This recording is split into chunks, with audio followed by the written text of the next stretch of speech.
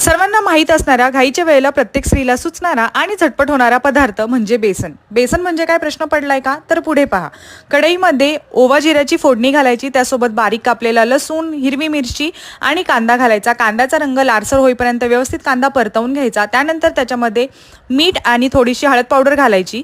त्यासोबत त्याच्यामध्ये आपण टाकणार आहोत बेसन पीठ. तुम्हाला किती बेसन करायचं आहे या प्रमाणामध्ये बेसन पीठ घालायचं आहे.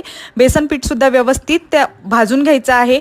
बेसन पिठाचा रंग बदलेपर्यंत व्यवस्थित बेसन पीठ भाजून घ्या. त्यानंतर त्याच्यामध्ये थोडं थोडं करून पाणी घाला आणि त्याचे जे गोळे झालेले आहेत ते फोडून घ्या.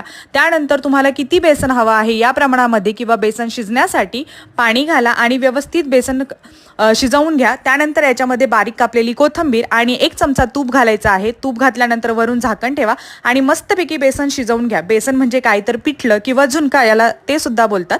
गरमागरम भाकरी आणि ओल्या कांद्यासोबत छानपैकी बेसन सर्व करा. मस्त लागतं.